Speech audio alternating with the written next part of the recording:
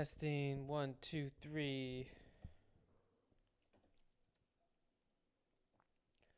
Testing.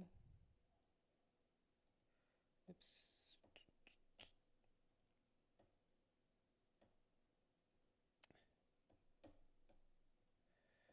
Hello. Hello.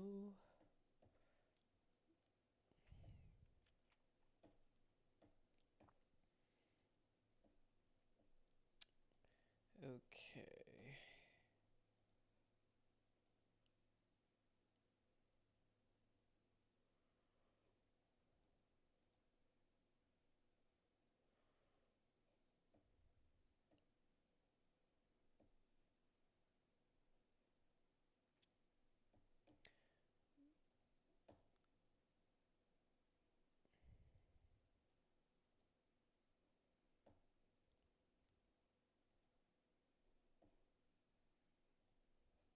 All right. What the title? What? What's wrong with the title?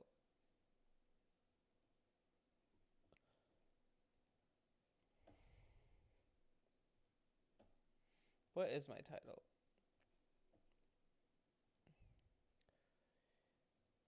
Why you can trust Christianity to be true. Why you can trust.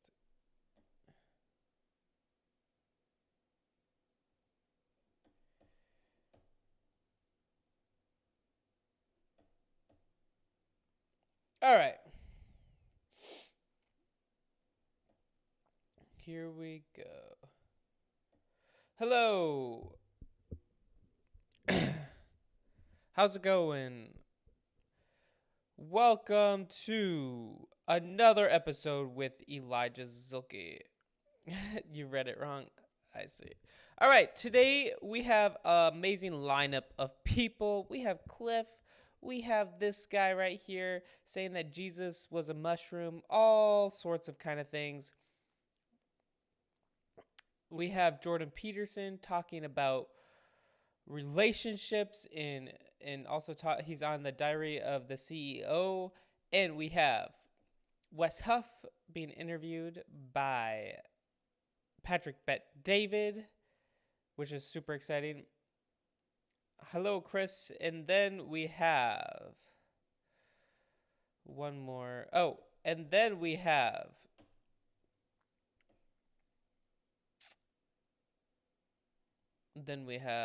another surprise video. All right. Here we go.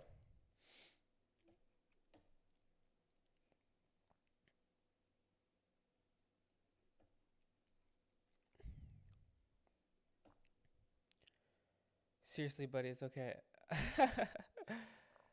Yeah, it's fine. I forgive you. Just kidding. Okay. So this guy says that Jesus possibly could be a mushroom, according to him. So let's get right into it, and it absolutely backfired. Shout out to Cliff and give me an answer. Here we go.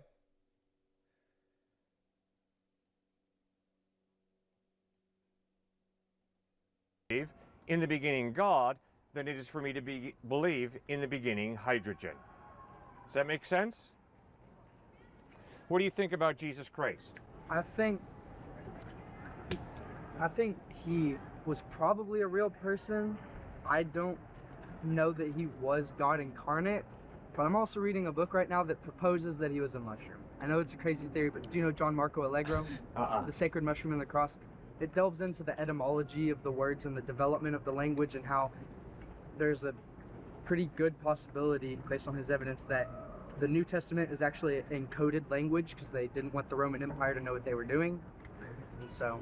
And there's a lot of depictions in ancient history of the knowledge of tree and good and evil is the Amanita muscariot mushroom, and I think psychedelics have a very large place in religion. It has been removed since, especially due to the Catholic Church and like the Book of Enoch, I think, is another important part of the Bible that's been taken out. And You got to be kidding me.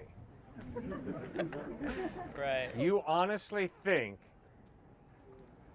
that the Gospels are secretly encoded language?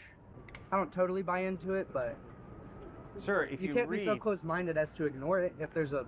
well, yeah, if there's evidence that the New Testament is finely encoded messages, And there fine. is. There's a whole book on the structure of the words and how like words predict other words, and it. You would have to read his work before you dismiss it so quickly.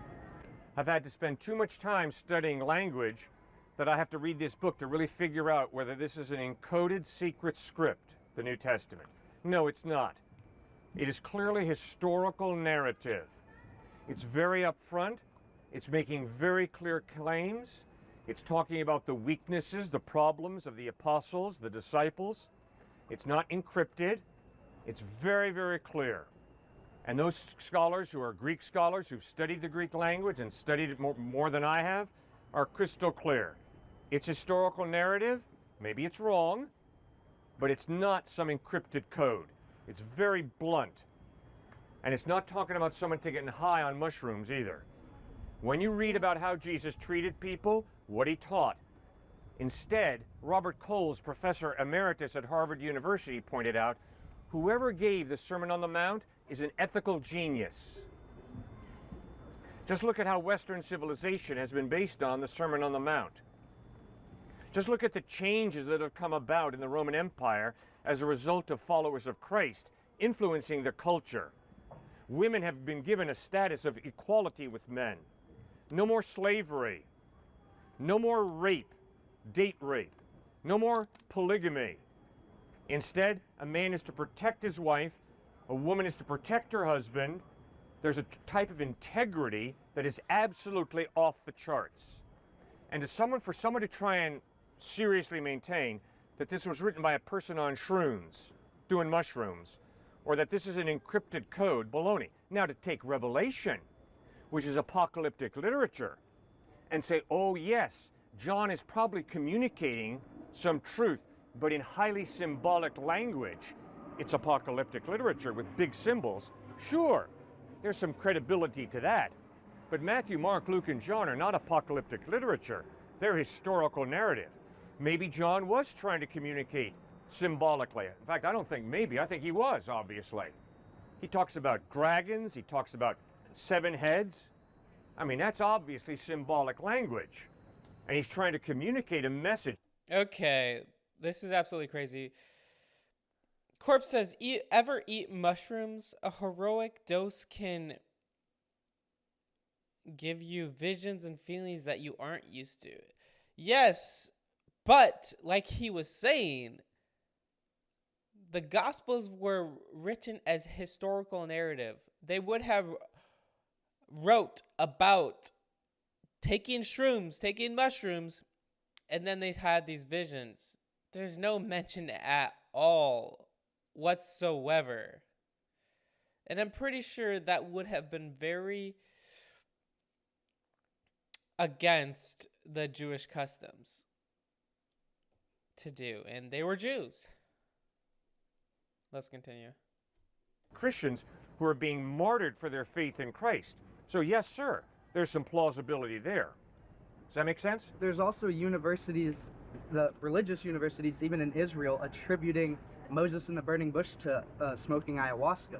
It's not a far-out idea. Psychedelics have been a deep part of society since the first society in Sumeria. And they have continued to be a part until very recently, especially because of the war on drugs with Ronald Reagan. They've been demonized, and now it seems like a crazy theory because a lot of people haven't had these experiences and they don't know what they're talking about. Like when you talk about mushrooms, a lot of people think it's just some crazy drug, and it can be. It can really mess with you if you don't know what you're doing. But they also have a lot of beautiful potentials that people just ignore because of the culture they've grown up in and the way culture has. Everyone who's an advocate for this is people who are on mushrooms, who like to take mushrooms. Sir, the Bible very clearly talks about drugs, and it clearly acknowledges that indeed people do drugs, and they take mind-altering substances. No question about that. We agree on that. But to argue that the New Testament Gospels are basically a result of a dude being high on whatever, in light of the reasonableness, in light of the depth of thinking, in light of the sanity, I think there's no evidence to support that.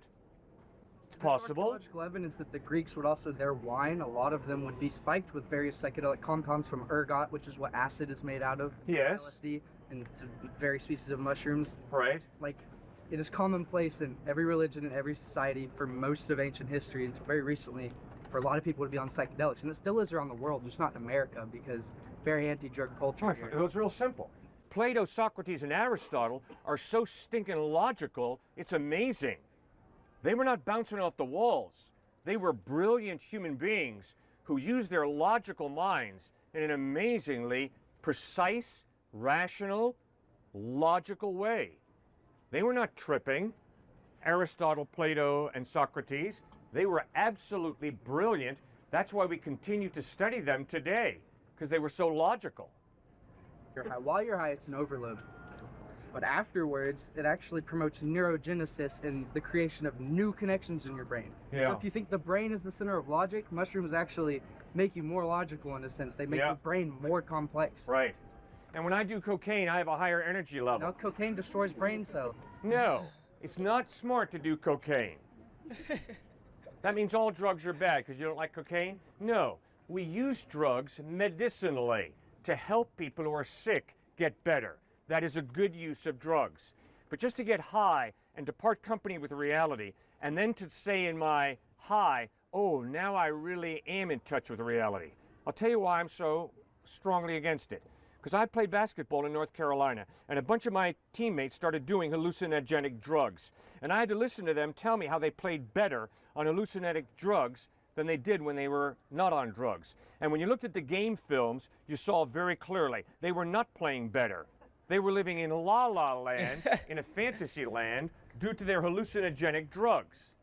And I can promise you my coaches had some very severe words for my teammates who were doing hallucinogenic drugs to try and play basketball better. It's not true, guys. Don't do hallucinogenic drugs. It's not good for you. And I've heard over time that does make you see some crazy wonky things, but there's no evidence for that in the Gospels. You a lot of times see demonic things like oppression and where you really experience a lot of fear and anxiety after getting off of like shrooms. And what else? Doctor-prescribed drugs are very good often.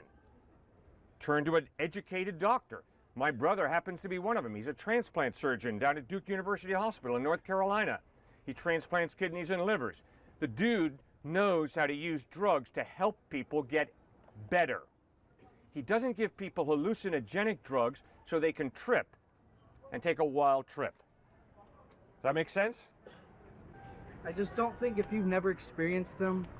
I mean, Mike Tyson, one of the best boxers in the world, would take shrooms before his fights. So I think if you can't, first of all, judge yourself. Like, when you're doing psychedelics, it's an infamous thing. Trip setters, you can't be alone. You can't. It becomes a cyclical thing if you start to judge yourself based on your own experiences.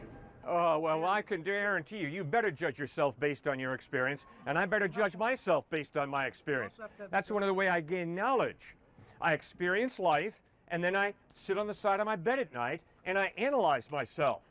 And I say, Cliff, when you did that, that was good. When you did that, that was not so good. Repeat this tomorrow. Don't repeat that tomorrow. Self-analysis, self-reflection is crucially important.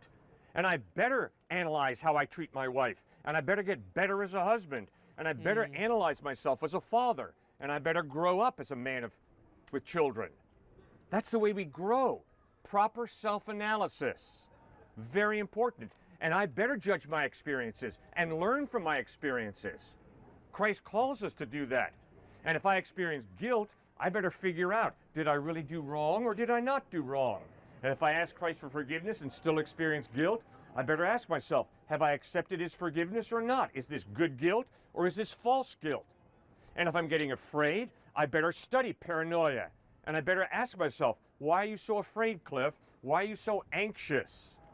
And if I find myself escalating in anxiety, I better go to a psychiatrist because there might be a chemical imbalance in my brain.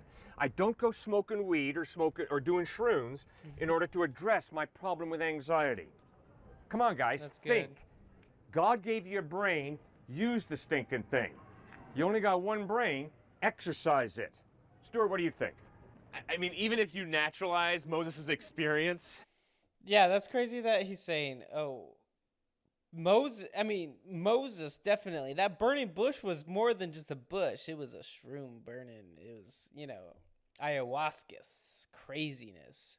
But I love Cliff's point. Don't go to all of these other worldly things that you think will help you, because once you get off that high, you're gonna, relapse. You're gonna fall. But a relationship with God, that stays at a high forever.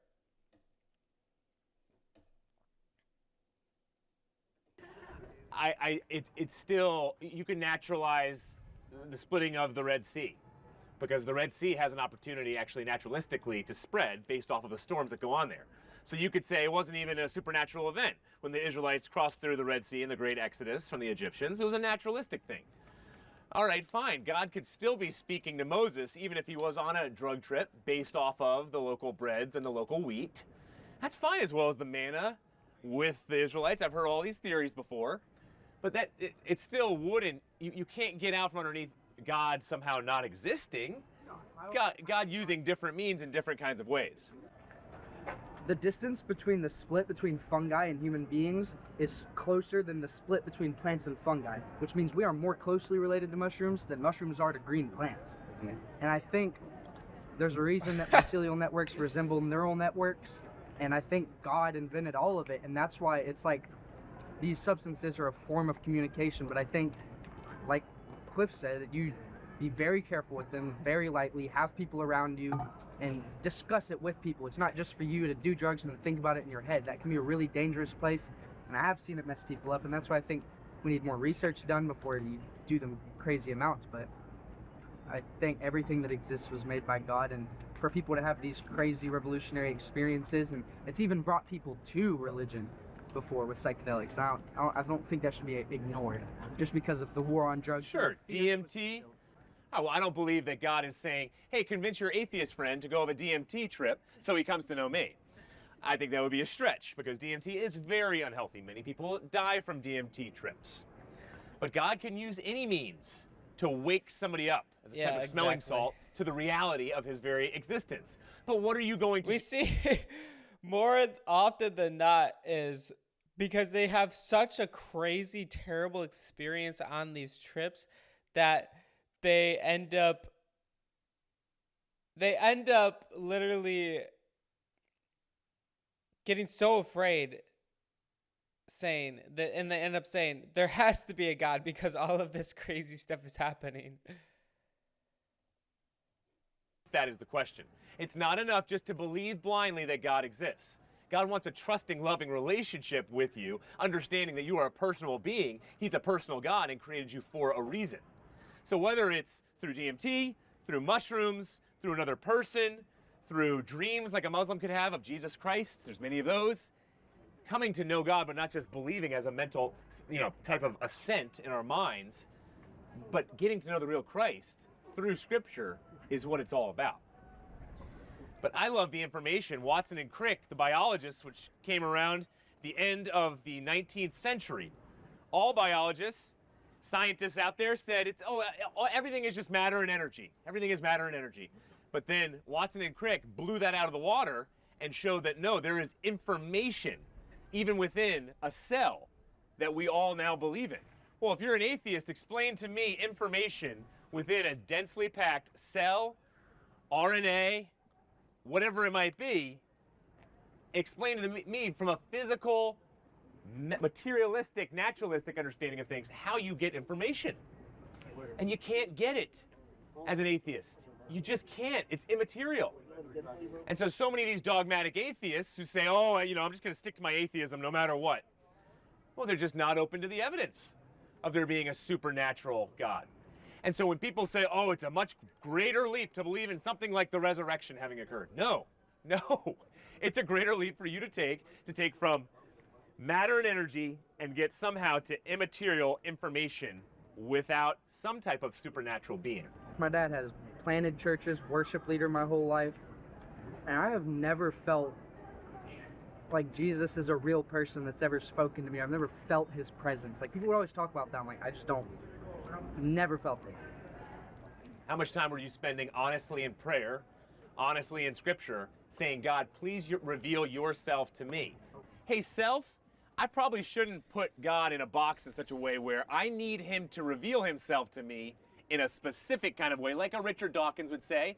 If God spells my name in the sky and then tells me in the sky to do something, then I believe in him. But then he ended up saying, actually, you know what, that's not enough. He said this a year later. He said, if God puts my name on every single molecule in my body and then shows it to me, that's when I'll believe in him.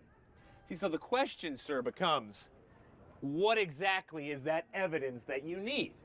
Because when we debate some of these hardened atheists, and you seem more like an open-minded one, what's the evidence?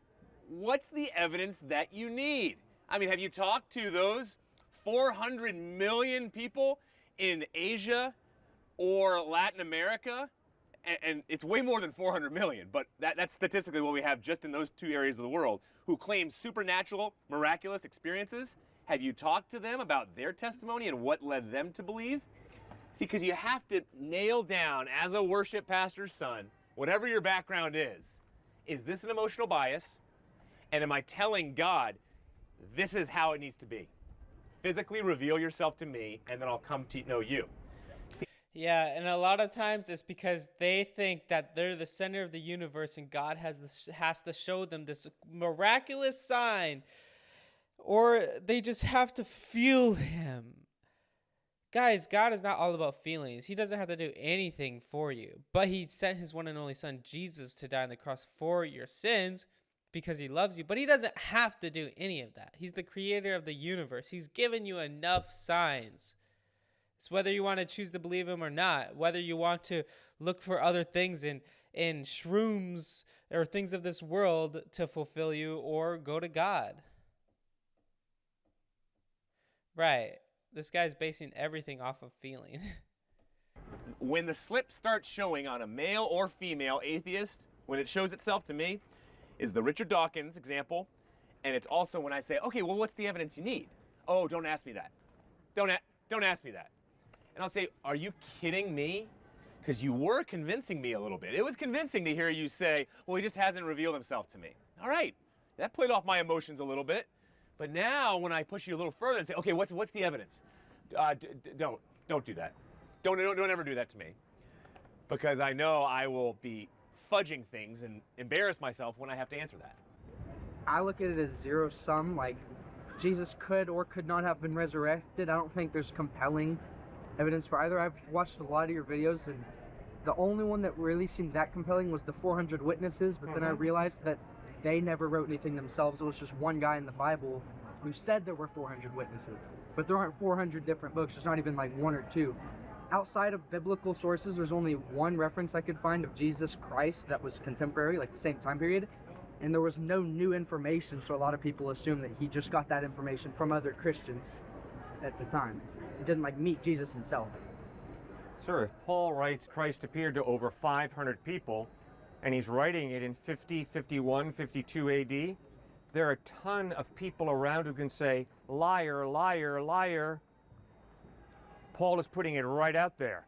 Over 500 people, most of whom are still living, saw Christ risen from the dead. Therefore, go and talk to them. Yeah. They saw him. He's like, don't take my word for it. Go talk to them. They're still alive. Some of them are still alive.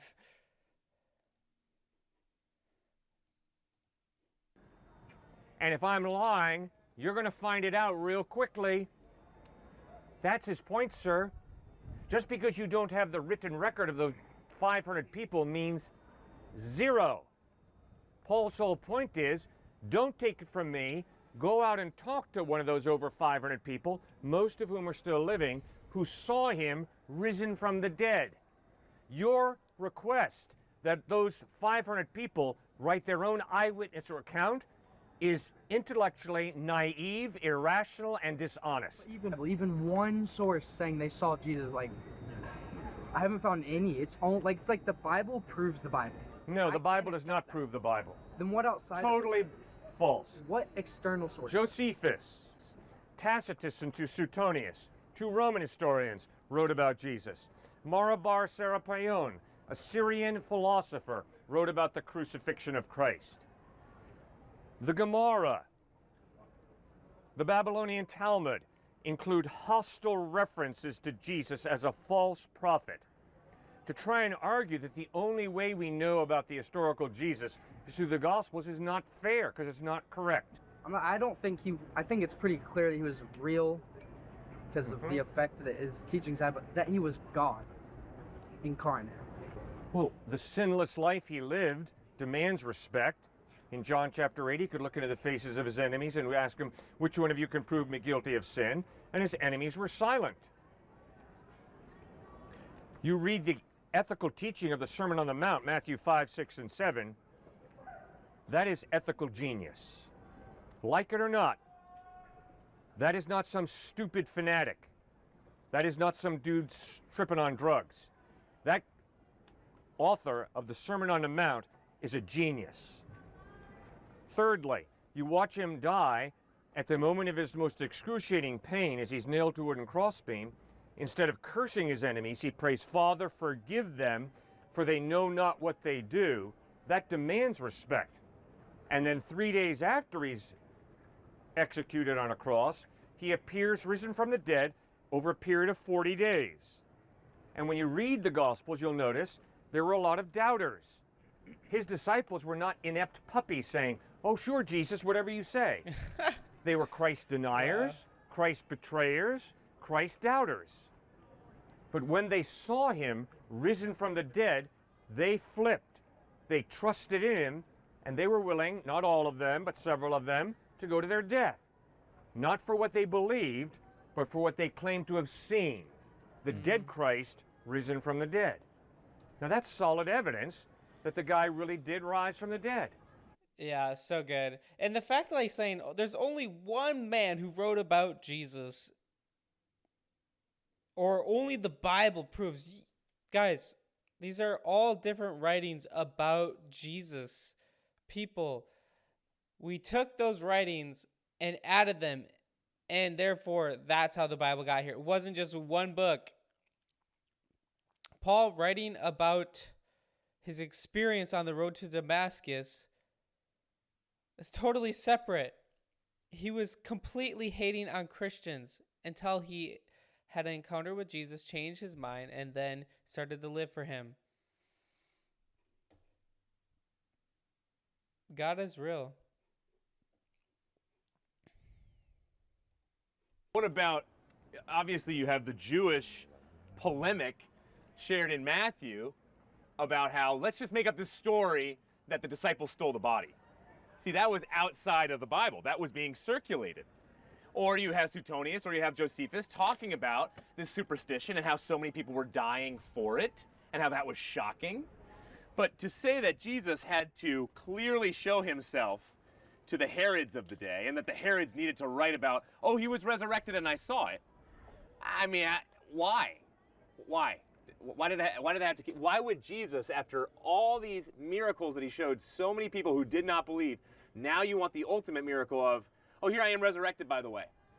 I mean, when you have in Matthew chapter 28, his own followers, many of them saw him resurrected, many of them turned away, despite even physically seeing him. After 40 days of miracles, of what we get in the text in Acts, giving all these proofs that he actually had risen from the dead. And then you got Paul in Acts 26:26 talking to Agrippa and saying, oh, stop pretending, King Agrippa. These things were not done in a corner. So he's saying, here's the evidence of the resurrection, Agrippa. Why don't you go check it out? And these 500 sources, he's saying, those who have not fallen asleep, so those who have not died, go check with them. See, that's what he's talking about. He's talking about, here are footnotes and sources, go talk to them. And that's why throughout the Gospels, Simon of Cyrene is named, Alexander, Rufus, Malchus. The list goes on and on of those attached. Simon of Cyrene. Go talk to that man. He's known in the community about what he saw, what he encountered. You have Luke, a doctor, talking endlessly about, I have looked carefully into these things. Dear Theophilus, who was a high regarded man in the community. Here's what I've seen. But don't take it from me. Go check it out yourself. So That's great. And I want to pull up a verse for you guys that is very, very near and dear to me, and it's important for people to know.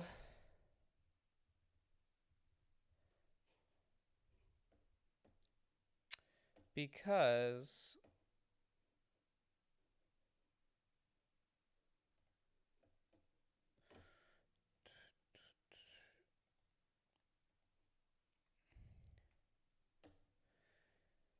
so guys, I want you guys to be able to, what is this? This is Philippians 4:6. It says, don't worry about anything. Instead, pray about everything. Tell God what you need. Thank him for all he has done. Then you will experience God's peace, which exceeds anything you can understand. We can understand. His peace will guard your hearts and minds as you live in Christ Jesus. So if you're super worried or afraid, don't go to all these things of this world. It's only going to leave you more unsatisfied, more filled with anxiety and fear. But when you give it all to Jesus, that's who's truly going to set you free. So I encourage you to give it all to Jesus today. Anyway, guys, thank you so much for watching. Please like this video and subscribe. In the description below, you'll be able to click the link to help you decide to follow Jesus for the first time. I encourage you to do that today. Okay, let's see. Lawrence Jones says, Christians in the church hurt me emotionally and turned their back on me when I needed them most. Now all I have is me. My family turned their back on me too. All I trust is people now. All I trust is people now I can trust. So, I'm confused, Lauren. You're upset that people You're upset that people hurt you. Did Jesus hurt you? Did Jesus turn his back on you? Those people did. People in the church, like I always tell people, to not put their trust and faith in people because people hurt people. They're fallen short. We're fallen creatures. But Jesus won't turn his back on you. Jesus is always with you. He's there. He's never going to leave you or forsake you. And now it says that you said that you only trust people again. And they're going to hurt.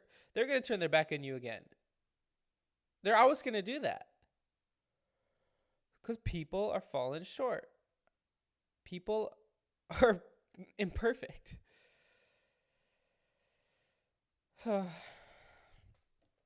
So it's sad though. I'm sorry that people in the church hurt you. I mean, I've definitely went through church hurt as well. It's crazy. Crazy.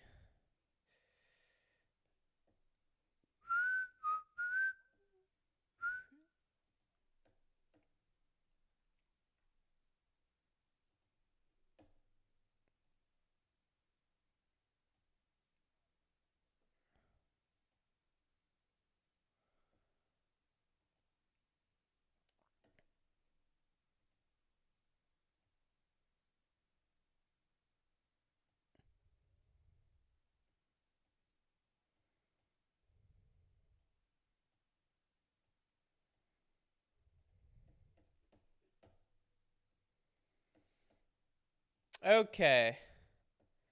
Here we go.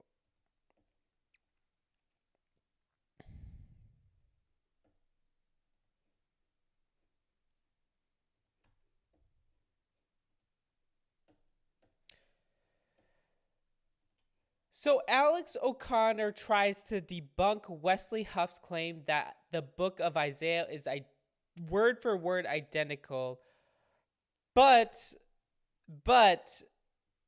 everything that he says gets debunked by Gavin Ortlund here. So we're going to be reacting to his video. Shout out to him. Shout out to Alex O'Connor and everyone else. And let's see which one won this debate. Let's get into it. 100. Try more than 2,000. This isn't true for all of the Dead Sea Scrolls, but one of the things that shocked them about Isaiah was that it was word for word identical to the Masoretic text. Word for word. Word for word. Wow.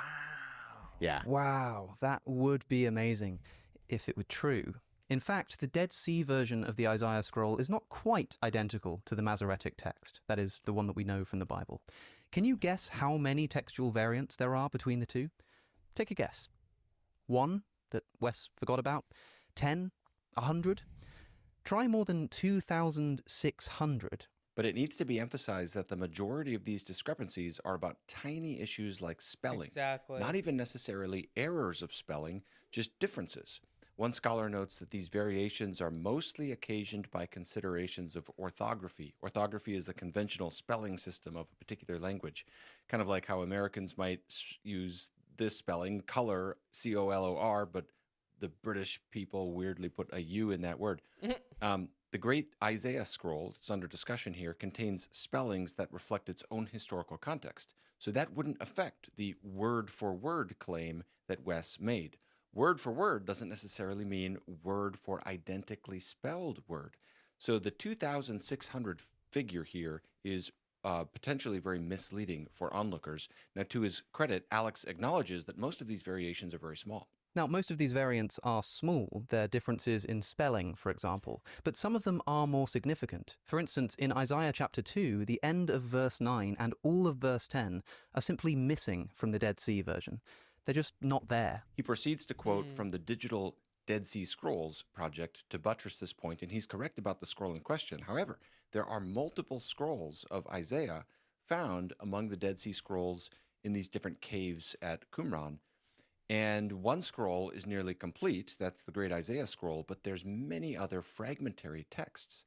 The same website that Alex quotes from to get the 2,600 figure also notes around 20 additional copies of the book of Isaiah were found there. And in other manuscripts, that part of Isaiah 2:9 and Isaiah 2:10 are included. And that again is noted from the same website that Alex quoted from. Dang. Now, if I heard him correctly, Wes seemed to acknowledge that not all of the Dead Sea Scrolls have the same degree of accuracy. So perhaps he was talking about the overall information yielded from the Dead Sea Scrolls as a collection of texts, rather than just one manuscript among them, because he's certainly aware of the diversity of manuscripts that we have. It's kind of tricky because the Dead Sea Scrolls they're like a library that we refer to. So it's approximately 970 documents, but it's distributed out between 10,000 and 11,000 fragments. So there's a lot going on there, right? So I'm not 100% sure what Wes meant by word for word. I'll leave that for him to clarify, and I've not reached out to him to ask what he meant because I imagine he is fairly inundated these days. And I don't have enough expertise in this area to even have a real fine-tuned opinion of how close exactly is the Isaiah of the Dead Sea Scrolls and of the Masoretic text. But the general point that Wes was making seems totally correct here. That's good. And I love how so many atheists or whoever are in this, they'll see, oh my goodness, he was completely lying. It's not word for word. It's completely contradicting everything that he said. And I'm like, guys, let's be logical about this. Are there any differences that completely changes Isaiah? Absolutely not. Nowhere's close. And I love, it just seems like they think it's a win because maybe he should have said it in a different way. But in general, there's nothing that changed any of the gist of understanding of what Isaiah was trying to convey. After 1,000 years, the only problem is spelling. And like he said, there's a few verses that are not in the Isaiah scroll, but they're in other fragments of Isaiah, so that's why they're in the Bible. Dead Sea Scrolls was a remarkable confirmation that the Hebrew text that we have had all along goes back into deep antiquity. This point is not unique to Wes Huff. It's widely recognized. My favorite commentary on Isaiah that I use whenever I preach from this book notes the overwhelming identity between these two as an astonishing tribute to careful copying. Here's how another scholar puts it. Even though the two copies of Isaiah found in Qumran Cave 1 near the Dead Sea in 1947 were 1,000 years earlier than the oldest dated manuscript previously known, AD 980. They proved to be word for word identical with our standard Hebrew Bible in more than Wow. 95% of the text. But in one manuscript, the preserved text is almost letter for letter with the Leningrad manuscript. And then it notes that this 5% You see, 95% of the text is almost word for word. That's crazy. Crazy. variation is mainly variations in spelling or obvious slips of the pen or that kind of thing. Now, one thing we have to remember here is Wes was speaking not from a manuscript, but spontaneously and organically in a 3.5-hour conversation in a highly pressurized context. People who have not done that have no idea how challenging that is. He's also speaking at a popular level, which requires necessary simplification. So I think we should give some grace Yeah, that's to true. matters of precise wording for someone to clarify the exact details. But the general point that Wes was making is correct. The accuracy of the textual transmission of the book of Isaiah is remarkable, and the discovery of the Dead Sea Scrolls was a significant testimony to that. Joe Rogan was right to say wow about this. We should all say wow. It's kind of an amazing discovery. Second issue, did Jesus claim to be God? First, Wes says that Jesus was audaciously going around claiming to be God himself. I don't think that's true. Nowhere in Mark, Matthew, or Luke does Jesus actually claim to be God in his own words. At best, it's just in John's Gospel that divine claims begin to appear. I and the Father are one. Whoever has seen me has seen the Father. Thank you so much for the $4.99 gift. I appreciate it. Jaden says, thanks for the content. I look forward to seeing this channel grow and plant a seed within those who don't believe. God bless. Thank you so much. Love and appreciate you. What a blessing. Yeah, it's crazy how so many people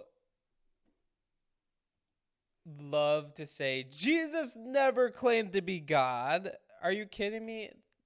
Guys, it's so obvious within the New Testament that Jesus is claiming to be God. I'm sorry, Jehovah's Witnesses.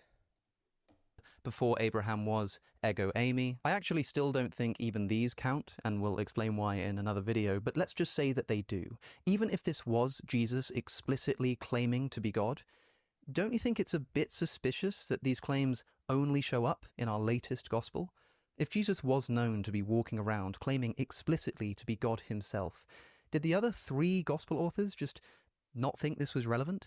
A minor, unimportant detail not worth including? Now, Alex introduced the adverb explicitly there, if you listen carefully. That's not necessarily what a Christian must maintain. I don't think that's what Wes said. He was pretty much just summarizing a standard Christian view in the context of making other various claims. He was walking around first century Roman-occupied Judea. He's making some pretty audacious claims to be God himself, and then he predicts his own death and resurrection. Wes has a whole video about this, focusing on Mark's gospel. Check that out in the video description. I think Wes's position is very strong here. I've argued for this at greater length in this video. That's also in the video description. Let's just summarize this to defend Wes's claims there. First, even in John's gospel, Jesus does not walk around saying, I'm God. The claims of deity are still kind of oblique there, and they come up in the context of ministry and his conflict with the Jewish leadership. Similarly, in the earlier 3 gospels, Jesus makes claims of divine authority and divine identity in the context of ministry and in a very Jewish way. Now, it's not necessarily surprising that the way Jesus claims to be God in Matthew, Mark, and Luke will look a little different from how he claims to be God in John, because everything in Matthew, Mark, and Luke is a little different from the Gospel of John. Nonetheless, there is substantial evidence from these first 3 Gospels that Jesus did claim to be God. First of all, he receives worship, which is a significant point of testimony. Second of all, the whole plot of these Gospels is getting crucified for blasphemy. Yeah. The whole plot of the Gospels is him getting crucified for blasphemy. And then, guys, if anyone would say to Jesus or to me, if anyone came to me and said, thank you, my Lord and my God, I worship you. And if I don't tell them, hey man, listen, I'm not God. I don't want to be called God. Stop it. Stop it right now. If anyone says that, if I would say, "Oh, thank you. You're not wrong. I am God." Then that would be me accepting that I am God, essentially saying that I am God. But I'm not. Jesus accepted worship and praise, therefore saying that he is God. Any logical thought process would come to that conclusion. That's the whole narrative that drives everything. And at the start of Mark's gospel, you have the Pharisees saying, "Who has authority to forgive sins but God alone?" And Jesus is responding saying, "I have that authority." At the end of Mark's gospel, Jesus claims to be the figure of Daniel 7, who has divine authority to judge the world. Here's the thing, is that a passage like that, this is why I emphasize the Jewish context and the context of ministry. Jesus didn't come into the world just to teach systematic theology. He's doing ministry, but we may not realize the significance of what he's saying from Daniel 7, but his contemporaries did. You can see their response there. I'll put the text back up there. They're calling their Let's see if I can get this up here.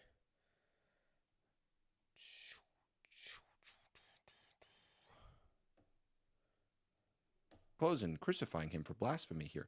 Now, Mark 2 and Mark 14 are generally taken to go back to the historical Jesus, even by critical scholars, and they're consistent with the general portrait of Mark's gospel and the general conflict, the general plot, as well as the general portrait of all four gospels, albeit with variation.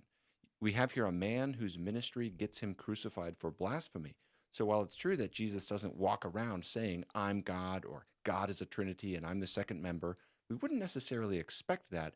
His claims of divine identity and divine authority come out in the context of what he came to do in inaugurating the kingdom of God, and they have kind of a Jewish accent, but they're there. And that's the fundamental conflict that shapes the narrative of the gospel. For a fuller case for that, this is a shorter video. See my longer video. Now, of course, Alex is certainly in his rights to take an opposing view, but this is just pretty much a traditional Christian versus non-Christian kind of dispute. I'm not really seeing any errors here in Wes's representation of the Christian view. I think he did a great job, actually, throughout the whole interview. Here's a third issue, the dating of John. But Wes Huff thinks, based on his confidence that P52 is from the 2nd century, that we can, again, at minimum and comfortably place the Gospel of John in the 1st century. Once again, as with the Isaiah scroll, I think he's just speaking way too confidently. And to be clear, I'm not claiming that John was written late. For all I know, it could have been written the day after Jesus ascended. The point is that the authorship of the Gospels is a hotly contested issue. What Wes Huff is leaving out is just how absolutely disputed almost everything he's saying is. But I didn't take Wes's comments here to be deceptive in his summary about John. He's allowed to advocate for his own conclusion from the data, and that conclusion is not unique to him. And he's correct that there has been a significant revision in the scholarly consensus about the dating of John and just its more general perceived historicity. For example, in 2019, James Charlesworth of Princeton Seminary wrote a book, Jesus Mirrored in John, and he discusses the paradigm shift in the scholarship away from a consensus of a later date for John. He even gives his own view that it could go back prior to 70 AD. Now, this book was published in 2019. It's fascinating to see where the scholarship is going right now. Before 70 AD seems super early, but it's interesting to see how many other serious New Testament scholars are sympathetic to this view. At least they take this very seriously. Richard Bauckham and N.T. Wright and others, if I understand from their remarks in interviews, they take this very seriously. I'm not saying they all agree on exactly the details, but they all date it very early. Now, Alex discusses an important 2005 article in the Harvard Theological Review, that journal, that contests the date of P52. But here we have to recognize the later date for P52 wouldn't require a later date for John. It just allows for that. And there's other reasons why, especially in just the last few years, a lot of scholars are advocating for an earlier date to John, and a lot of it is coming down to internal evidence. So, for example, George Van Kooten, who is the Lady Margaret Professor of Divinity at Cambridge University, is now proposing a very early date for John based on considerations like John 5:2 and its present tense description of the sheep gate. All of this is very complicated, like Alex points out. All of this is contested. And this is not my field, so I don't really have an opinion on the date of John. My scholarship is more in church history and theology. But I don't see any problem with what Wes is summarizing here. And his perspective on John is a mainstream one that others argue for as well. His description of the scholarship on this point seems fair. Granted, there's a lot more. Yeah, and I think what Wes was saying, so Joe Rogans have heard, and so many other people have heard, so many different types of theories about Jesus. And they're usually super far off, and they're usually against Jesus. And now Wes Huff is giving another theory of what could possibly have happened for Christianity and the reliability of the Bible, which are very well thought through and have just as much backing compared to all these other crazy theories, if not more. Discuss about all this. By the way, I'm not really getting into the authorship of John's Gospel in this video. If you want more on that, see this excellent case by Richard Bauckham. But so far, again, I'm not really seeing anything that should rile anybody up. Wes is basically just giving like a pretty traditional Christian account of this topic, of both John's authorship and date. Fourth, real quick note on the canonical Gospels as a whole. This is another thing that Alex took issue with Wes. He's basically pointing to because Wes is pointing to the non-canonical Gospels, like the Gospel of Thomas, for example, and he's saying, look, these are relying on earlier material, and they have an agenda, and so forth. And Alex is saying, well, the canonical Gospels do the same thing. He also says that another problem with these non-canonical Gospels is that some of them appear to have an agenda. And some of them have an agenda to them. But one of the most discussed topics in New Testament scholarship is the agendas of the canonical Gospels. Matthew's presentation of Jesus as the fulfillment of Jewish prophecy, Luke's concern for the poor and the marginalized. John's Gospel seems to contain polemical material, such as strongly emphasizing that John the Baptist is not the Messiah, probably because there were people around at the time who believed that he was. So when Wes Huff says, part of the problem with some of these other books is they appear to be almost completely reliant on the other books. So you do have, and some of them have an agenda to them. He's just told us that he's got a problem with the New Testament. But I think greater clarity would sort of fall out here if we played the tape a little longer and see what Wes explains by having an agenda. Here's what he said with Joe Rogan. Part of the problem with some of these other books is they appear to be almost completely reliant on the other books. So you do have, and some of them have an agenda to them. So like the docetic Gospel of Peter seems to be uncomfortable with the fact that the biblical Gospels, Matthew, Mark, and Luke, have women being the first witnesses to the empty tomb. Because in the ancient world, women were not seen as good eyewitnesses.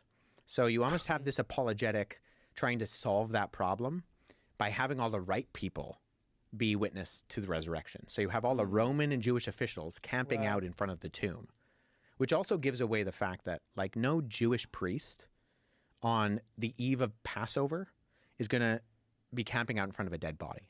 Like they didn't do that. So it betrays that the author of the Gospel of Peter has no understanding of purity ritual rites within first century Second Temple Judaism, but is also clearly trying to remedy this embarrassing fact. And I'm quite confident. Wow, that's so crazy. Yeah. What he's pointing out is usually the agenda is because they have a problem with something within the Gospels. That's why all these other books are not in the canon, because they're heretical. There's no reason to have them in there. We don't need to cover up anything. To sit down with Wes Huff, he would be very capable at giving us reasons why the nature of the agenda in, say, the Gospel of Peter is more undercutting with respect to historicity than the nature of the agenda in, say, the Gospel of Matthew. Some of these non-canonical Gospels are pretty out there. So I think at best, this is just an underdeveloped point in the discussion, not an error on Wes's part.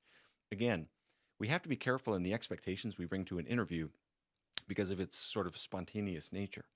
Fifth point, let's talk about Paul and the appearance to the more than 500 or just 500. How many people saw his body, right? Well, Paul says that 400 people saw him all at once. 400 people saw the crucifixion. No, saw the resurrected resurrection. Jesus. Yeah, 1 Okay. Corinthians 15, Paul says that Jesus appeared to the disciples, and then he appeared to 400 people all at once. Wes gets this slightly wrong, as Paul actually says that Jesus appeared to 500, not 400 people at one time. Okay, that's like the stupidest thing. Oh, got him. He says 500. He says 400. Obviously, everyone knows that it's 500, but he just accidentally said 400. Anyway, but this only makes it all the more amazing. 500 people witnessing the physically resurrected Jesus would be an amazing proof of his resurrection. Unfortunately, 1 Corinthians chapter 15 is the only mention we have of this event anywhere. It's not in the Gospels, nor in Acts, nor in any other historical source. So, what do we learn about this event from 1 Corinthians? Nothing. Nothing at all. After this, Alex goes on to emphasize how little we know about this event, and he argues that the term more than or over in 1 Corinthians 15:6 perhaps means over them, as in the sky above them. But even if we granted that, that doesn't really seem to move the needle too much. We can just say, fine, okay, for the sake of argument, we could say it's not more than 500, it's just 500. Two observations. First, Wes didn't place a ton of weight on that one particular point. This was just one piece of data that was given in response to Joe's question about how many people saw Jesus.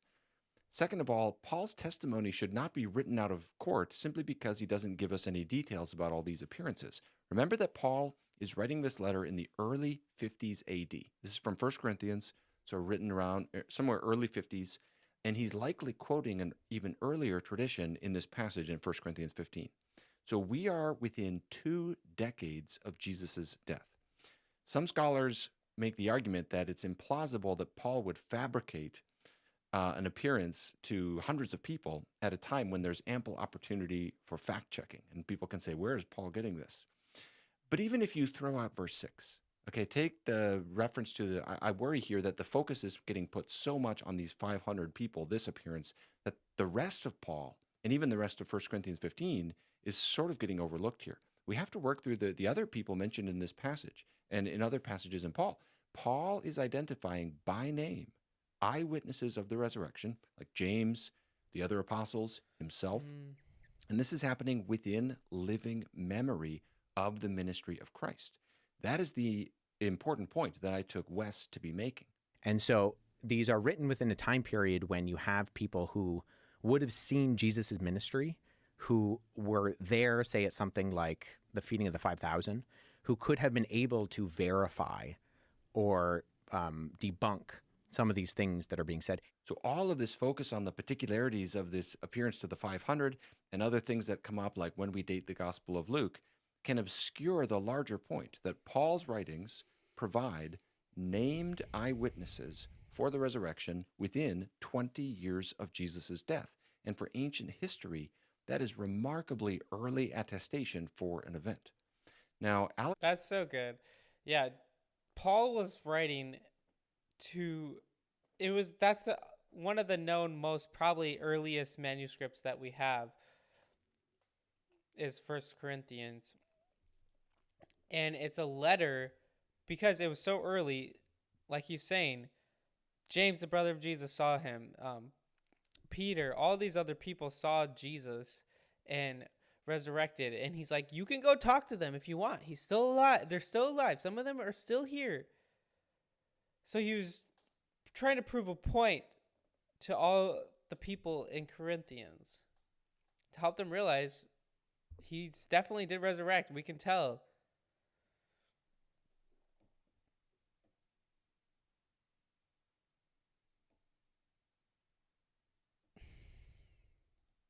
claims that Paul himself didn't actually experience or even claim to experience the resurrected Jesus in the flesh. Paul never claims to have encountered the physically resurrected Jesus. Even his conversion story in Acts just describes him seeing a flash of light and hearing the voice of Christ while on the road to Damascus. He never even claimed to meet the risen Jesus in the flesh, which I think is what Rogan is looking for here. But this runs contrary to how Paul interpreted this event. He says, he appeared to me. Elsewhere, you find others like Barnabas in the book of Acts interpreting this event by saying he had seen the Lord. So Paul understood the light and the voice on the Damascus Road to constitute seeing Jesus. And this Jesus is a resurrected Jesus. That's Paul's great emphasis in 1 Corinthians 15. Furthermore, we're told that there's other occasions on which Paul saw Jesus, for example, in a trance in Jerusalem. Now, look, there's so many little details that we would need to work through here to cover all these points, but I guess I want to just reiterate the larger picture, and that is we have a lot of references to Jesus' resurrection early on.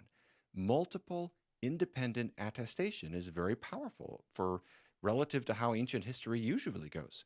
And this is why Mike Licona lists these 3 facts on the screen as so strongly supported by historical data that they're affirmed as factual by an almost unanimous and heterogeneous consensus. That's so good. Jesus died by crucifixion. Very shortly after Jesus' death, the disciples had experience that led him to believe and proclaim that Jesus had been resurrected and had appeared to them. Within a few years after Jesus' death, Paul converted after experiencing what interpreted as a post-resurrection appearance of Jesus in Jerusalem. Amen. Jaden says, Alex doesn't seem to offer much of charitable views of West Points. It would be hard to be mistaken. Free in 3 hours of discussion. Exactly. Oh my goodness. Yeah, that's crazy. Paul definitely claimed to see Jesus. That's very much implied. So I'm glad Wes said that. He did on Rogan. Said what he did. Yeah, Wes did an amazing job on Rogan. Like, at the end of the day, it's supposed to be a discussion. He wasn't like, all right, let's research, let's write everything out what I'm going to say, but it's a discussion. So he did amazing for what you would expect. 100%. Absolutely crazy.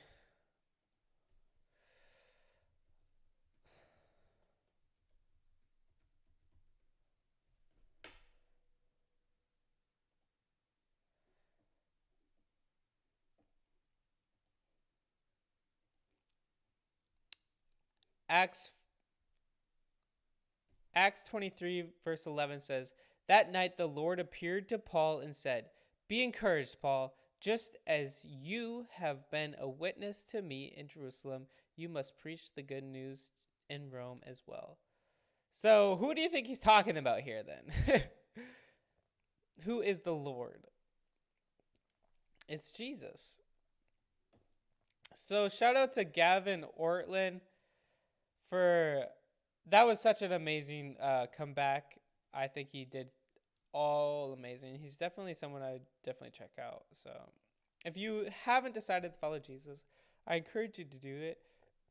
It will be the best decision of your entire life. Deciding to live for Jesus is literally the greatest thing of all. So I encourage you to do it. In the description below, you'll be able to click a link and it will walk you right through to follow Jesus for the first time. So definitely do it. It'll change your life. Amen.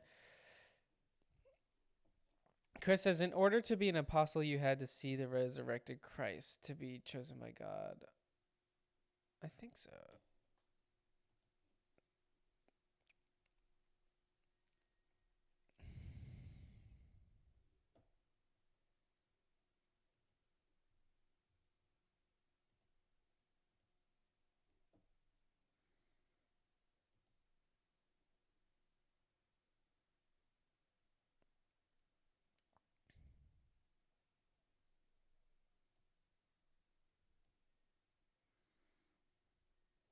All right.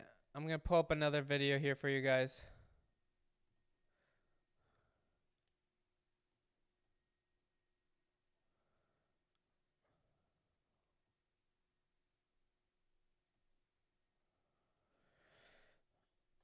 Okay. And be chosen by God. All right. So this one's very interesting. So Patrick Bet David hears about Wes Huff going on Joe Rogan, and he so now has him go on his show and ask him some stuff about Islam. And Wes Huff gives an amazing answer why Islam is not so much reliable compared to the Bible. Let's get right into it. It's interesting in that when you come to it, especially if you're in where this was just a complete impossibility. Okay, so let me get into maybe some of the issues here with you. Since you read the Quran, you said 2 or 3 times at this point, Yeah. right? And you read the Book of Mormon, and we'll get to that because I'm curious to know where you're going to go with that. The Quran, after you read the book the first time, what was your impression? Did you say, oh, wow, complete different understanding than what I thought was going to be in the Book of Quran? This is actually a great book. I actually enjoyed this. I actually learned this. What was your impression at the end? I mean, have you ever read the Quran? I've never read the book. Okay, so the Quran is interesting in that when you come to it, especially if you're a Christian and you're expecting things to be chronological, and when you open up a Bible, Genesis... Structured. Right. Genesis says, in the beginning, and that's in the beginning, and by the time you get to the end, Revelation is the end, right? The Quran is structured differently in that the biggest chapters are at the beginning and the smallest chapters are at the end. So there's 114 surahs or chapters in the Quran, and the way that it's been put together and structured is very, very different than something like the Bible, in that it's not in a narrative theme or a chronological theme, but it's on the basis of the chapters. And there are various reasons for that in terms of the overall way that the Quran eventually got codified. Because during Muhammad's lifetime, the Quran was oral. And actually, there was a hesitancy after Muhammad died in 632, I believe it was. Muhammad dies. I could be wrong on that date. I'm just going off the top of my head. Muhammad dies, and actually the Muslims who are following him have a hesitancy to write it down because Muhammad never told them to write it down. But there's this process that eventually gets put into place because Muhammad's successors in the caliphs realize that people have memorized the Quran differently. And so there's... What does that mean? Memorize the Quran differently? Yeah. So you had these individuals who were following Muhammad around, and they were memorizing everything he was saying. And so part of this process is that people were remembering things slightly differently. And I believe it was so Abu Bakr, who I think is the second rightly guided caliph in the succession after Muhammad, he's the person who starts the process of kind of bringing together all of these recitations of the Quran, and then that's finalized under a later caliph by the name of Uthman. And Uthman, I think when they come to Abu Bakr, the statement literally that they say is, save us before we differ like the Christians and the Jews before us. And that they saw that there were some things that the Christians and the Jews were disagreeing on between their written texts, and they didn't want that to happen with the Quran.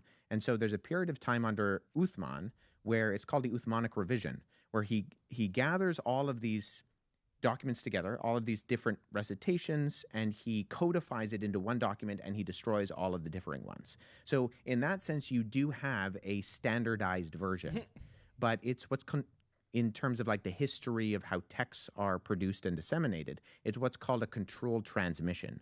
It's essentially a government oversight of it, right? So the great thing about having only one version is that you don't have any disagreements, but if you only have one version, you have to trust that the guy who compiled that one version got it right. Right. And there were actually companions of Muhammad within the oral or within the traditional sources of Islamic literature called the Hadith that talk about the fact that there were particular individuals who were very close to Muhammad during his lifetime who did not want to give their Quran kind of versions to Uthman because they knew that theirs was going to differ with Uthman's and he would probably destroy it. That's crazy. So anytime a Muslim comes up to you and says, man, the Bible has so many different translations. How can you trust it? It's translation of translation of translation. We can't trust it. The Quran only has one translation. That's because every other translation was burned.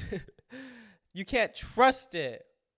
I mean, and he's going to get into like how the Quran really doesn't know anything about Christianity from just what he from what Muhammad just learned about it is very like weird stuff. Like he doesn't really understand just from those times. Chris says the Quran doesn't place women in a very favorable light. The Bible does. Ruth and Esther have their own books. True. You have these are not, I mean, controversial in the sense that these are part of the traditional Islamic sources in the Hadith. But I think within the history of how the Quran gets put together, you see something very different than what you see in the Bible. And so when you're reading it, especially if what I did, open up the front and then read all the way through, there are parts of the Quran that are confusing because they don't necessarily follow what would be considered a like overly rational order in terms of the flow of the text. So I open it up, I read it. Some things sound familiar in some ways, in that it's talking about Moses and Noah and even, Jesus, Mary are in there. But there are components of it that they're so far from what the biblical narrative is that it just seems off. And I think there's a very often in a sense that it's not chronological. Yeah. It's not in. Is that what you mean? That's off, or well, the stories are very different a lot of the time. So, okay. what I think we can derive from the historical record is basically that if you take the traditional Islamic narrative, Muhammad was illiterate, so he's not said to have been a learned individual. And so he is, if we take the traditional narrative once again, he's a caravaner in 7th century Arabia. And so he is going around Arabia in the Arabian Peninsula. He's going up into countries like what are today modern-day Jordan. What is this, Rob? Is this ChatGPT you pulled up? Or No, this was just Google. Oh, okay. Got it. Yeah. All right. Historical. The Prophet Muhammad was illiterate. No literacy. Muhammad was unable to read or write like most people in his time and area. Scribes. He was constantly served by a group of 45 scribes who wrote down his sayings, instructions, and activities. Quran. The Quran refers to Muhammad as Nabi al-Anmi, which means the illiterate prophet. Okay, let's continue. Yeah, so if we go by that traditional narrative, he's a caravaner. He's going around. He's being exposed to Christians and Jews because they're all over the place in Syria and in Jordan and in Iraq. Like these were Christian countries a lot of the time, and he's hearing these stories about who the Christians and the Jews believe are their prophets and individuals within that are part of the religion, but he's not able to discern between the difference between an actual historical source like, say, the four Gospels, Matthew, Mark, Luke, and John, and, say, apocryphal Christian tales that are floating around the Arabian Peninsula. Mm-hmm. And so because there is this inability to actually discern between those sources, some of those things get incorporated into the Quran. So, and we can trace this. A friend of mine, Andy Bannister, did his PhD dissertation, and then he published a book on this. It's called The Oral Formulaic Construction of the Quran, where we can actually tie certain stories in the Quran to apocryphal sources that were floating around in the subsequent centuries after Jesus. So there's a document called the Infancy Gospel of Thomas, not to be confused with the Gospel of Thomas, which is very different. But the Arab Infancy Gospel of Thomas has a story where Jesus, the childhood Jesus, is making clay birds beside a riverbank. And the Jewish officials get mad at him because he's doing this on the Sabbath. He's breaking the Sabbath. They go off to get his parents to get him into trouble. And Jesus breathes on the birds. They turn into real birds and they fly away. So this is an apocryphal story. It comes centuries after the actual historical Jesus. It has no historical ties to the historical Jesus, but it's a popular story that's being incorporated into this infancy narrative. In the Quran. So the Quran adopts it. So we can trace it to the Infancy Gospel of Thomas and then the later Arab Infancy Gospel of Thomas. The Quran borrows it and incorporates it, but we know that it's not an actual historical story of Jesus. So when I say that there were stories that like they're familiar. So what's your point with that? that there are stories that are familiar in that you're seeing the name Jesus, you're seeing the name John the Baptist, you're seeing the name Mary.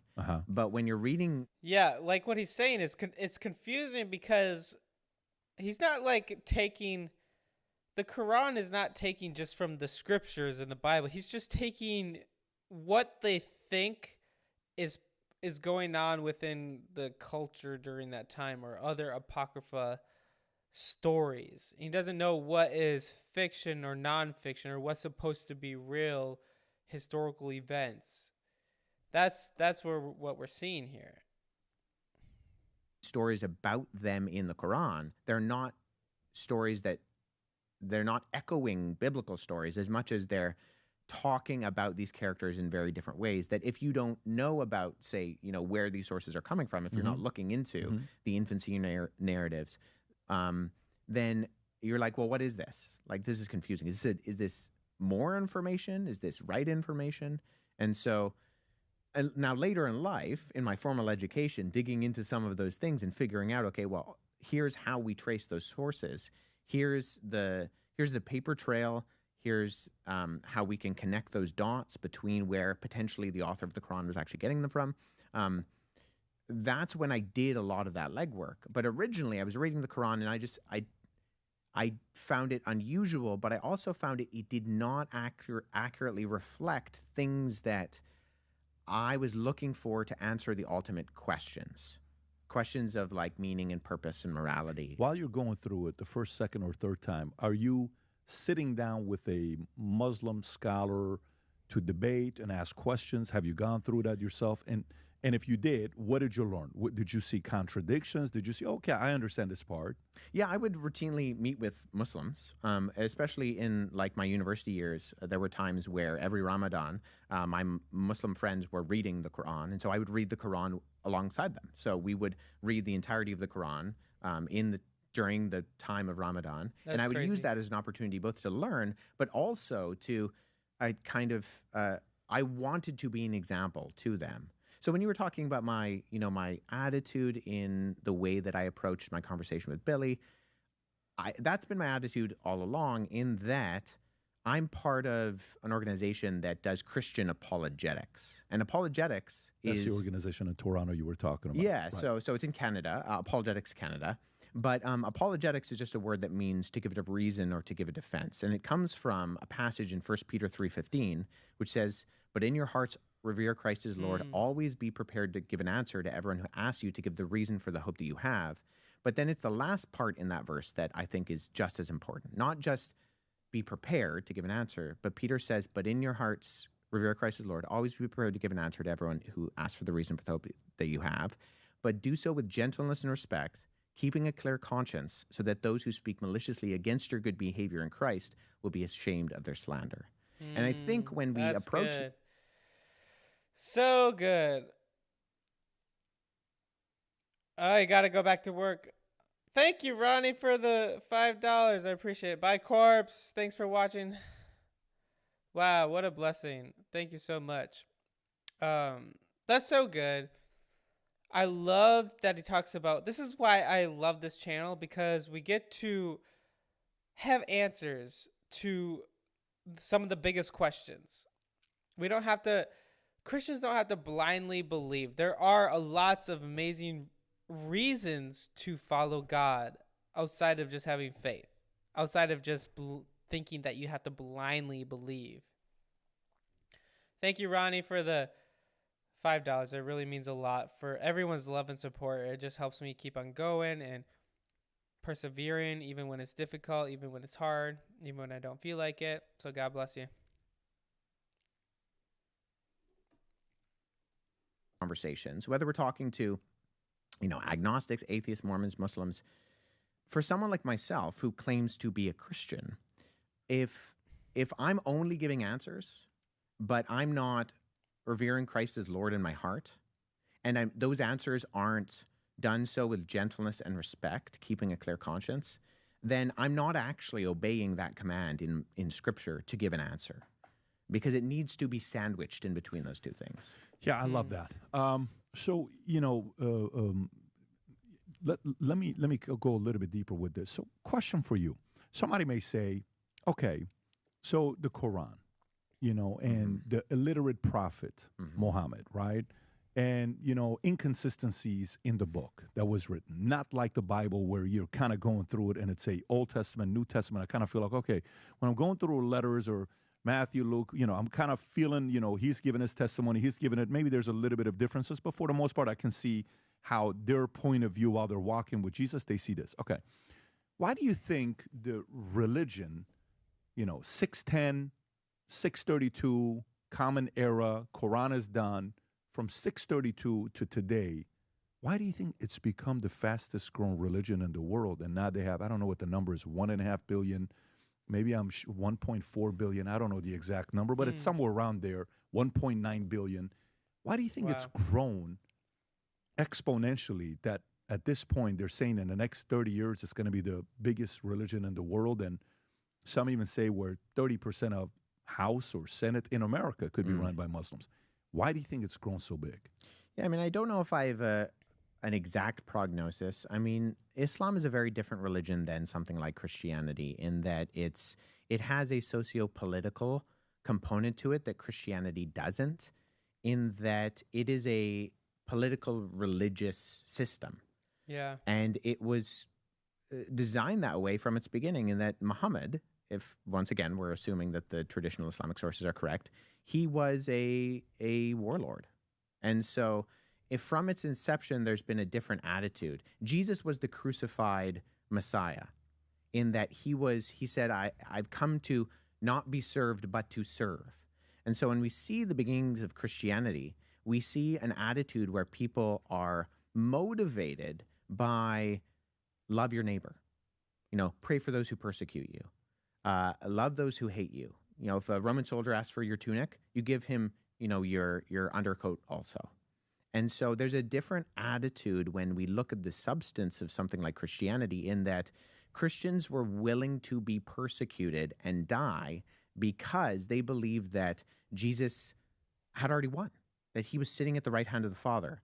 And so their battle cries were pray and pray, evangelize, and be willing to lose your life for this message. Good. Whereas with Islam, there was much more of a system where it was designed to subjugate the entire world under Islam. So you have the Dar al-Islam, the House of Islam, and then you have the rest of the world. And so, yeah, that's good. At the end of the day, as I like to say, Christians, if you're following the true Christian religion, obviously you can stand up for what you believe, but you're supposed to serve others. Like you said, the person that we worship, as in God, as in Jesus Christ, he died. He was a murderer. He was a martyr. And that's some of the differences. Like there wasn't any Christian democracy. We serve Jesus and Jesus alone. Christian phrase that the idea of actively dedicating oneself to sharing the gospel prayer and outreach, even if it means facing potential personal hardship or sacrifice for the sake of faith. Amen. Hello, Tactical Viking. Hello, Muppet. What do you mean, Jaden? How do you approach answering questions of seekers coming from either an intellectual, practical, spiritual thought process? More specifically, how do you adjust your delivery? Is that to me or about what they're talking about? I think there's a political component to Islam that is very different than Christianity. I think there's also, especially in the West, we're basically being outbred in that traditional Muslim homes have more kids. I mean, there's also the component of having more wives within majority Muslim countries that's allowed, but having more kids. And so you have more kids and you have a system that allows for certain things. And so that's going to grow faster than a society which is dissuading families from growing, is maybe even demonizing the growth of a household for various reasons, whether that be, political or environmental or otherwise.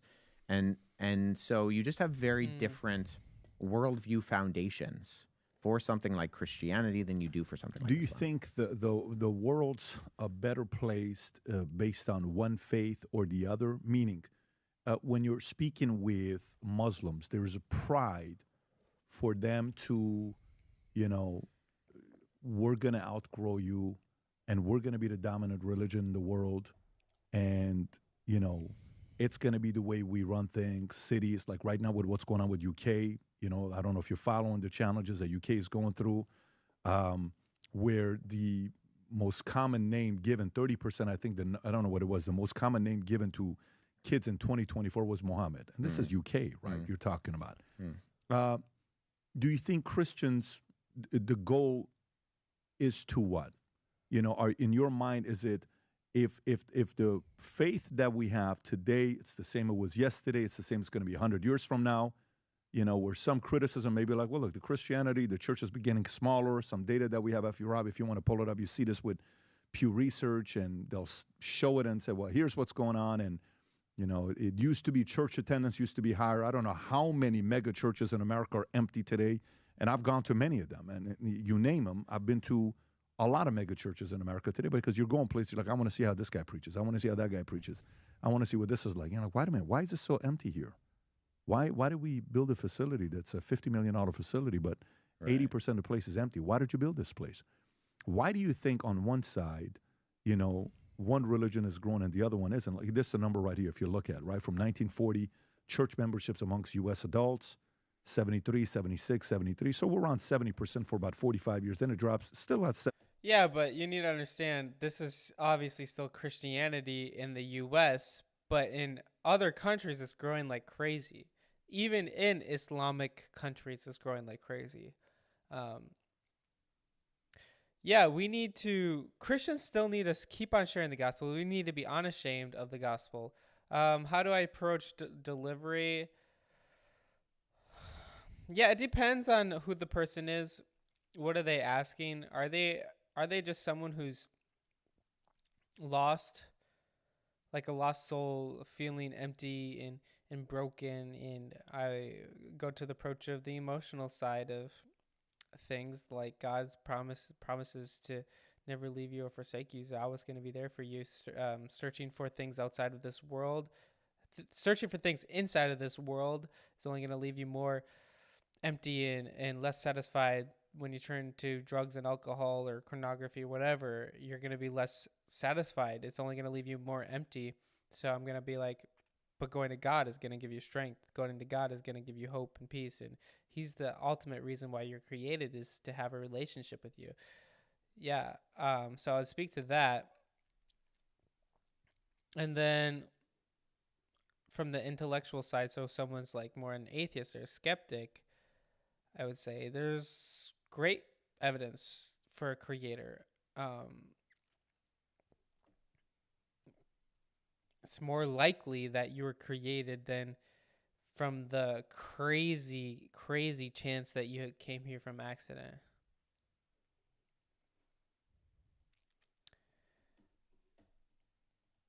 Percent in 2000, but in the last 20 years, 70, 64, 61, 57, 55, 50, 47, and I don't know what that number is today. Why do you think this is happening? So I think we do need to be careful with the statistics, because we used to live in a culture that was much more culturally Christian than it is today. And sometimes I look at these numbers and I often wonder, okay, yes, you see this kind of downward trajectory, but I wonder, I mean, in Canada, in not that long ago, only a few decades ago, you had something like the Lord's Day Act, where you were not allowed to have a business open on Sunday because it was the Lord's Day. And there was just more of a cultural zeitgeist that was not necessarily, I think, Christian it was Christian out of convenience, not Christian out of conviction. And so I think a lot of people used to go to church because maybe they were just following along in the society, and that's just part of what you did. And the culture shifted, and now the culture is not saying that going to church is necessarily something that you should do or need to do. And so I'm always curious as to how many of these people who used to, fill out the little tick box and say, I'm a Christian, I go to church on Sunday, how many of them were doing so because it was just par for the course for their culture, and the culture shifted and they weren't really necessarily convictionally Christian then, and they were following the stream of the flow of the culture, and the stream of the flow shifted. And so now it's just more That's such a culturally good accepted point. to not go to church. And so I wonder whether the people who are going to church now are actually those that choose to go to church convictionally and are what you would refer to as the actual Christians. That's such a good point. And now, instead of the cultural Christians like clicking, I'm a Christian, they're saying the nuns. That's why there's the rise of the nuns, the rise of the non-religious people. Sorry. Sometimes sitting in this chair, I just got to stretch.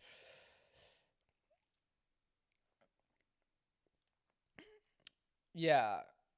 And now it's kind of like who actually now put that they're Christian are, probably more dedicated, the ones that are actually dedicated to go. And I wonder, though, that's the thing with like Islamic countries. There's not really a Christian country when you think about it now. There's not like a Christian country, but there's a lot of Islamic countries where you say like their president, their ruler are is like you have to follow Islamic law. And they have no choice unless they're gonna in some countries they will be killed for leaving their faith. So that's another reason for them to grow, because no one's gonna leave their faith. People still do, but it's very difficult. So I think that's crazy. Yetter says, I'm a Christian and being a Christian is hard. It takes a lot of commitment. Yes, I would say 100%. For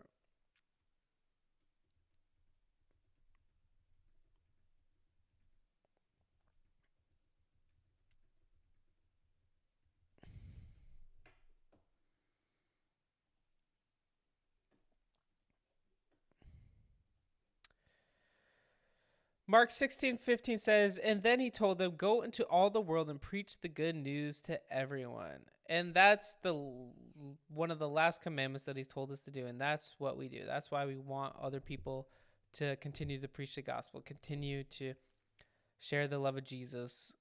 And it'll be interesting to think about, like, what would Christianity look like in 30 years? Jesus could be back by then, who knows? We live in crazy times. So guys, if you haven't decided to follow Jesus, I encourage you to do that for the first time. If you haven't done that for the first time, please accept him into your heart. Make him your Lord and Savior. Live for him for the rest of your life. It's not by the works that save you, but by grace through faith. It's not something that you can do to earn it, but it's a free gift from God. That Jesus paid the price for your sins by dying on the cross for your sins so that you can be saved. Craziness.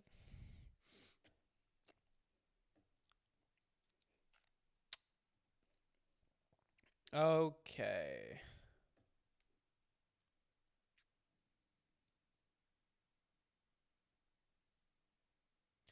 I have one more video and this one's going to be fun.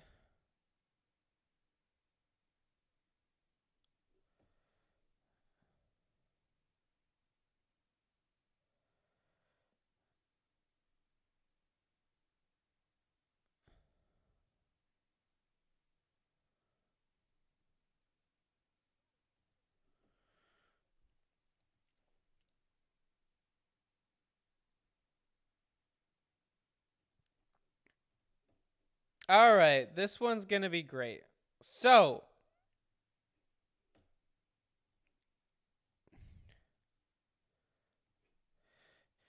Jordan Peterson gets pressed by the Diary of the CEO podcast about why young men need religion. And I think I have a lot to say about it, and it's very interesting. Let's get right into it. Your society, it might be your friends, your family in this context. That's part of it. That would be the more structured part, the more traditional part. You need the traditional stories. That's why I wrote this book, is to indicate, well, at least in part, well, what the stories are and also what they mean. It's not only that. It's not only what they mean. It's how knowing what they mean changes your life. Mm-hmm. So, for example, in the story of Abraham, God comes to Abraham. Okay, now, questions emerge from that statement. What do you mean, God, and how does he come to Abraham? What the hell does that mean? Well, the story lays that out. The God that comes to Abraham is the voice of adventure. It's a definition. So this is a good thing to know. God is the voice of adventure. Okay, so now let's think about this a little bit. So the God that's the voice of adventure is the God of the forefathers of Abraham, the father. He's a patriarchal spirit. Mm-hmm. Okay, if you're a good father, you speak with the voice of adventure to your sons. Obviously, you're encouraging them. It's like, get the hell out there, mm-hmm. Make something of yourself. Why do you do that? Because you have this little kid and you think, get at it, man. Let's see what you can be. And so that's that voice of the benevolent father, and that's the spirit of the ancestors. And behind that, there's the God who's the voice of adventure. If you pursue the spirit of adventure, there will be things you have to give up. Right, you know that. I mean, you're taking steps. We'd even say that. Steps forward in your life. What do you mean forward? What do you mean steps? Well, they're little adventures you have that transform you and transform your circumstances, okay? You have that adventure and you have to change as a consequence of it. You have to give up your immaturity so that you can take advantage of this new opportunity. Okay, and that changes you. Now you're a slightly different person. Now a new horizon of opportunity opens up. You have to make a sacrifice. It's like, okay, looks like if I'm going to do this, I can no longer afford this. Well, Abraham changes so dramatically that he gets a new name. He starts as Abram, and he ends as Abraham. Abraham is the father of nations. So what's the moral? If you pursue the spirit of adventure and make the proper sacrifices, you become the father of nations. Right? That's true. There's a really interesting, I grew up as religious until I was 18. I say religious because the term's difficult to define to me, but my mother's was believed in God. She was Christian. My father's Christian. And at about 18, I started reading a lot of Richard Dawkins' books and other people's books. And I got to this place where I think I was atheist by the definition of I didn't think there was necessarily a God. And now I find myself in this place of being agnostic. Mm-hmm. Now, when I think about the Bible as a compass or as a guide, the part of my brain that's like rooted in this, like, I need evidence for everything, goes, is this just a book that a bunch of men wrote thousands of years ago when they were sat around a campfire or whatever? And if it is, then it's just one person's opinion, as much as any self-help book on a shelf is one person's opinion. Well, okay, let's take that claim apart. I mean, yes, it is stories that people came up with thousands of years ago, but no, definitely not one person's opinion. Definitely, 100% not, because these stories have been transmitted over millennia and organized and edited and transformed by a very large number of people. So it's at minimum, Jordan Peterson here. Oh my goodness. I don't know what he means here. He's like, it was edited and transformed over millennial. Yeah, maybe a little bit, but it's pretty widespread consensus that it's the same meaning over all this time.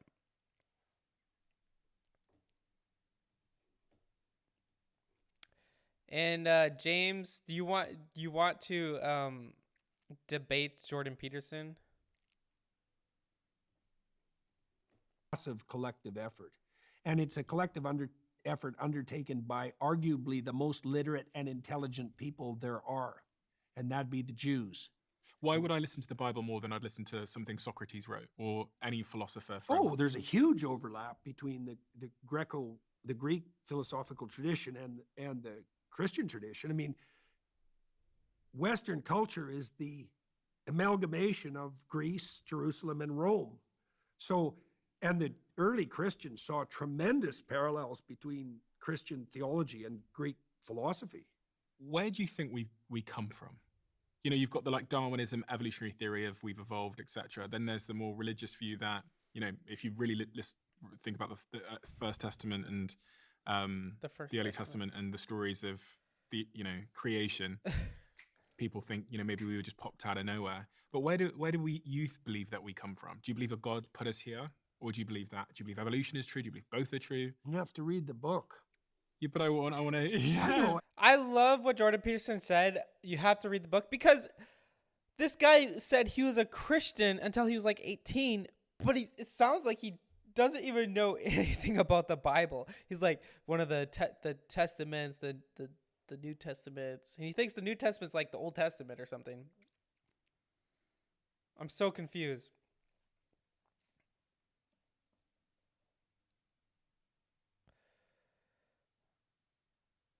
Oh my goodness, I'm so confused.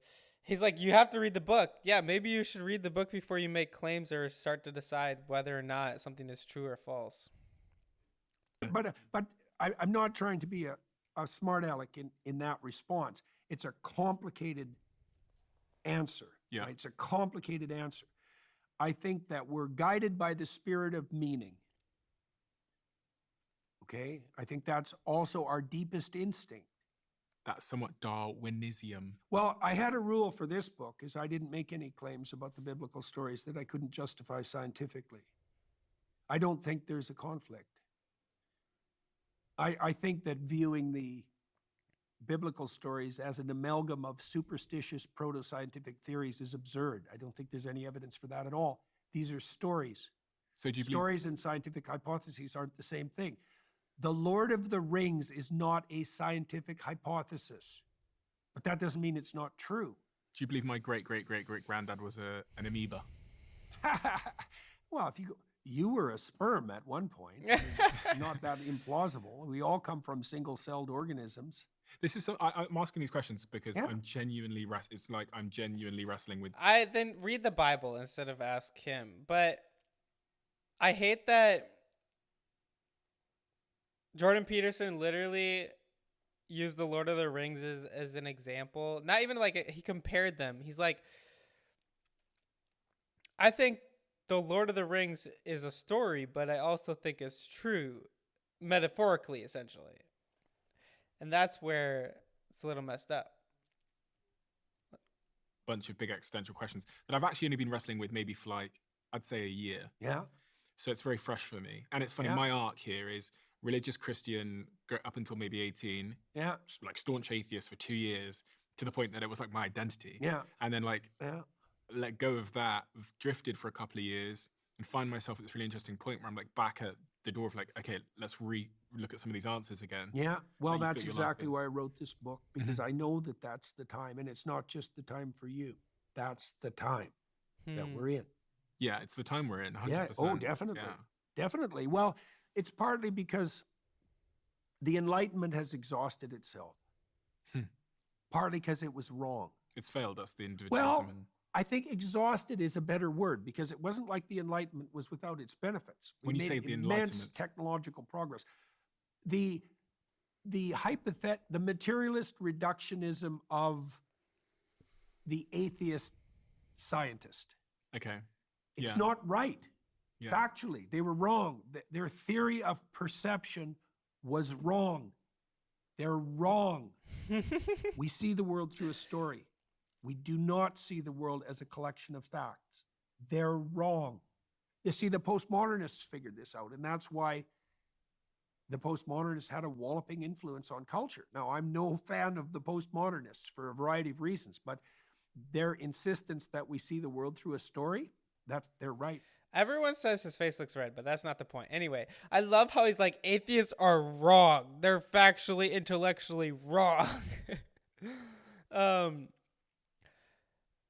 I love this point because it seemed like we were on this swing where we were up all the way, everyone thinking we need to be an atheist, but now it's coming back around saying that, wait a minute,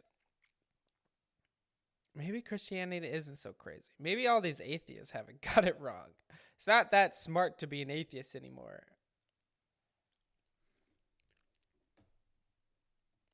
That's right. I agree. I mean, if you obviously read the book *Sapiens* by Yuval Harari, and his central point is that what bound us as humans and stopped us being these scattered chimps was stories. They bind us together. So I completely understand that we need a story. It's how everything, money, governments, etc., function. But what that story is, now I can agree It's that a story of voluntary sacrifice. 100% agree that humans need that. There's no chance that we'd be here otherwise. And it's a set of values and principles. Now, those values and principles are often found in religion, but do they, and a belief in a God, but do they have to be? Could they be found in, could I theoretically make a new religion where me and my friends all unite against a set of values, sacrifice, giving, That's a great question. parenthood? Well, this is what Nietzsche basically presupposed in some ways. So when Nietzsche observed that God had died, say in 1850 or thereabouts, his medication for that, his warning was, we'll descend into nihilism and communist totalitarianism. And that was exactly right. Maybe a mindless hedonism in there too. Dostoevsky concentrated more on that. Nietzsche said we'll have to create our own values. We'll have to become, that's what the Superman is, the Nietzschean Superman, the man who creates his own values. Mm-hmm. Try. See what happens. You can't do it. You can't create your own values because values are real. They're not arbitrary. They're not relativistic. So imagine this. Imagine there's a very large number of games that could be played, like an infinitely large number. But there's a very small number of games that people want to play. And then there's even a smaller number of games that sustain themselves and improve as you play them. Okay, so that's like a landscape. You could think about it as a landscape of potential patterns of interaction. You could even think about it as a landscape of potential tribal affiliations, right? The rules of those games would be the principles of the society. Okay, now your question is, could we come up with our own set of rules? And the answer to that is no. Why? Because the sustainable, abundant playability of a game is not arbitrary. So, for example, if you want to get along with your wife, she has to want to play the game you're playing. Okay, now, there's lots of games you could play that aren't going to fit that criteria. Yeah. Now, then imagine it's even worse, though, because to get along with your wife, she has to want to play the game you want to play. But both of you have to play a game that works today and tomorrow and next week, next month, next year, right? And then you have to play it with your kids and your parents and a bunch of other people. So can I ask then, so is it the case that humans are designed in such a way where there's a certain set of values and stories that are most conducive with their reproductive survival? Yes. And so if that's true, and I completely agree, understand why that would be true, because this true for all species. Like there's a set of stories and narratives, probably in my dog, if you go back to 100 years from when his ancestors were in the wild, that he needed to subscribe to reproduce, to be a dog and to survive as a dog. But so the question then becomes, where do those values come from? Are they innate within us because of our environmental factors? So I need to be this way because of the environment I live in so that I can have sex with somebody and reproduce because of I have 2 arms, 2 legs, etc. I'm this advanced chimp. Or do they come from above somewhere and they're granted down to me? Because if I look at every animal... Not or, and. Oh, and, okay. Yeah, it's the same thing. You're looking at the same problem from 2 different perspectives.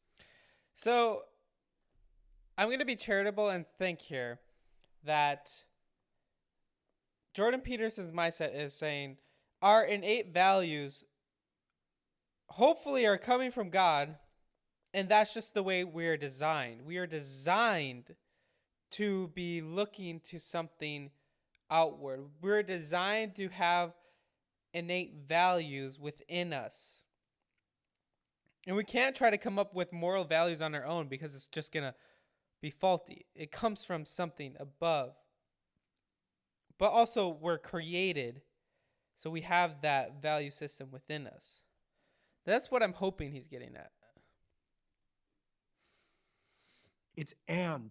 Yes, they're handed down from on high. Yes, they're instincts. So who they handed down from? God. Well, the religious. Do you struggle with this question? Well, it's a complicated question. Yes, he does. Did you struggle with the answer? What happened? I struggle with making the answer simple enough to offer. Just answer. Say yes, yes, yes, yes. Rapidly. Are you clear yourself on it? Not as clear as I could be. Yeah, we know. What is it you wrestle with? I've shared Well, what I read. clarity is part of it. Do you- I mean, we want to make things as clear as possible. Breadth of coverage, right? I mean, people ask me what I believe, and I say, well, I'm not hiding what I believe. I lecture about it, I podcast about it, I write about it. It's like, that's what I believe. There it is. Is there obfuscation in that? Yes. Well, partly things are complicated, so it's very difficult to give short answers to complex questions. You tend to give, if you give short answers to complex questions, the answers tend to be symbolic.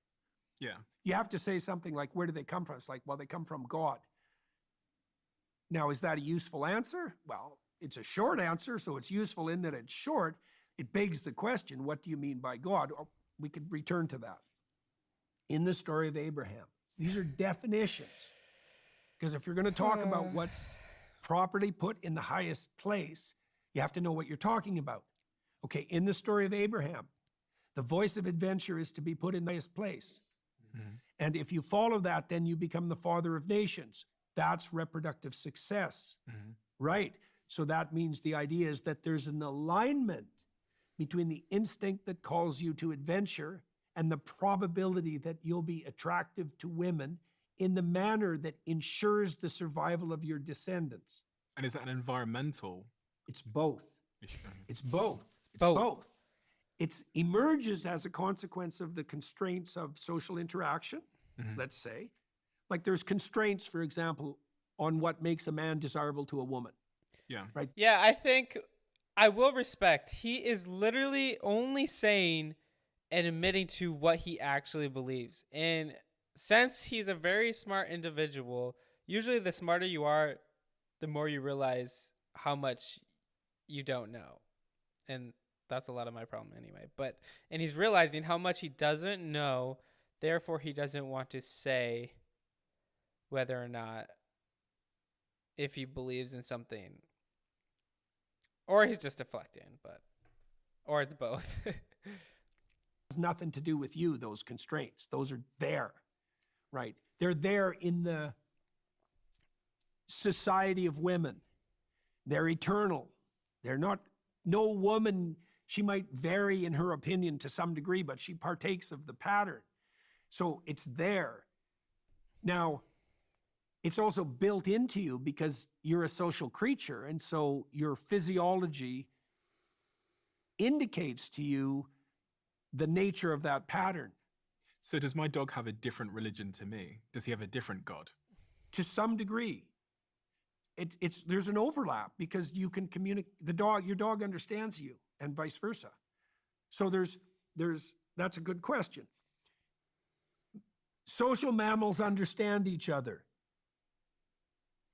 Right, so there's an overlap in their deepest instincts or their highest impulses. You can think about that both ways. I was going through my head and thinking about like the Venus flytrap and my French bulldog Pablo, and they all need a different set of behaviors and principles and values to survive and thrive and be well, happy. you could think you know? about that as sure. So I was thinking then, does that mean that they all have a different They have a nature. God? Yeah, they have a different intrinsic nature. That's another way of thinking about They it. have intrinsic Yeah, because of the nature, but not a environment and the different factors God. that they face as that species. So then Pablo's God might be slightly different to my God if we're talking about, because I'm trying to understand if like this idea of God is a set of evolutionary motivations. Yes, that it is, and it is that. Or You if can think it's- about it as rising up from the material world or descending from on heaven. It doesn't matter. It doesn't matter fundamentally. It's the same. It doesn't matter. Those are different ways of looking at the same problem. When I say evolutionary motivations, it doesn't feel so divine. It doesn't feel like a reason to gather in a church. It feels like I'm just kind of a robot that's being steered by these motivations of don't do that, do this. This feels good. If you're with your friends and family, you feel good, so do that more. And if you're with your friends and family, you're safer, so you're more likely to have kids. Or is it this sort of divine thing that we society has told us God is, where we should worship and we should thank you so much and go to a church and get on our knees and pray? Because they're two very different things. One is like practical and pragmatic, and the other one is this divine thing. Okay, here's one way of thinking about it. So, before he goes, guys, there are thousands of times that we do things that our nature doesn't want to do. We want to do what's easy. We want to do what feels the most comfortable, but sometimes we go outside of our normal thought process. We go outside of what's comfortable to do what we think is right. I wouldn't say that's necessarily evolutionist. I wouldn't say that's something just because that's what we're wired to do. We're not wired to, completely give someone else the benefits or to sacrifice ourselves for the good of other people. That doesn't seem very evolutionist.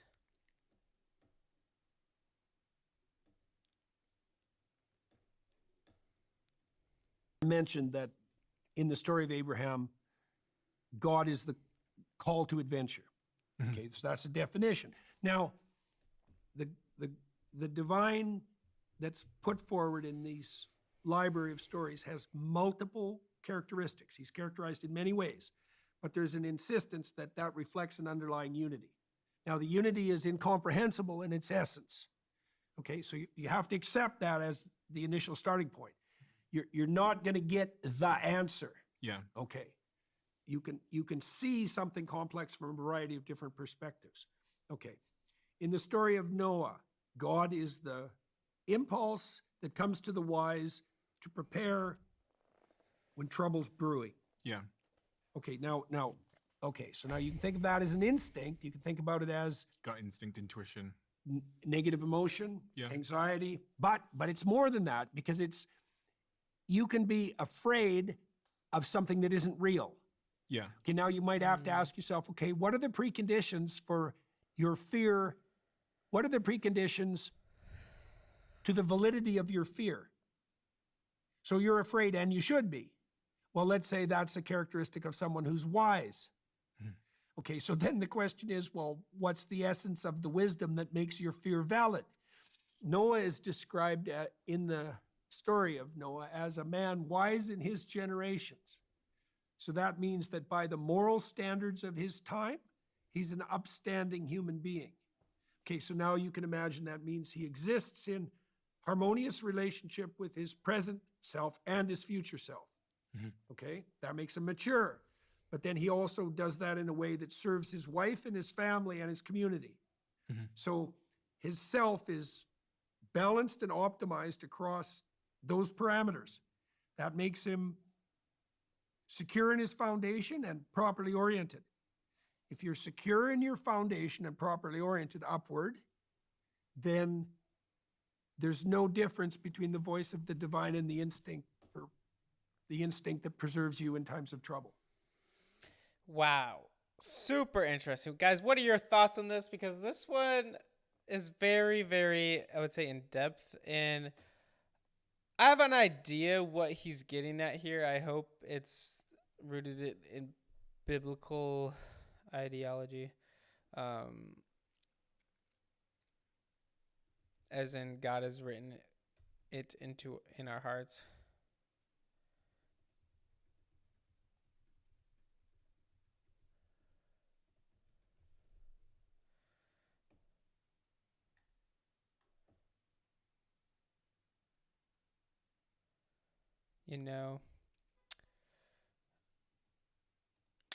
Very, very interesting stuff.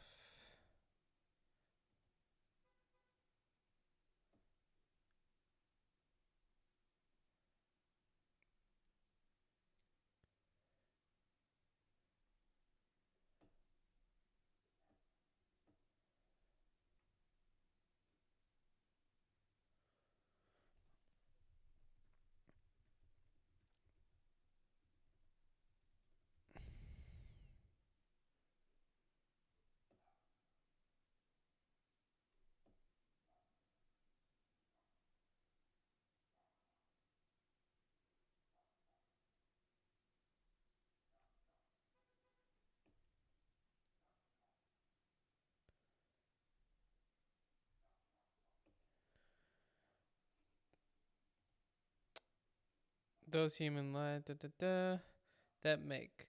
Okay. You should watch TFP student action. I know they're crazy. I almost did react to one about abortion.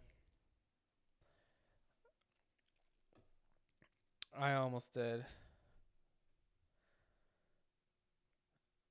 That would be interesting. They get some crazy reactions.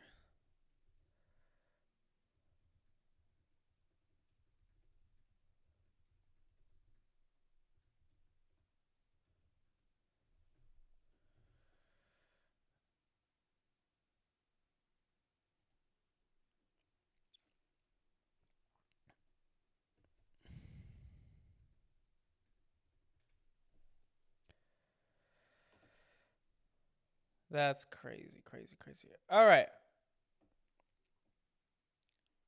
Ruslan wants Wes Huff and Jordan Peterson have a discussion on his platform. That would be amazing.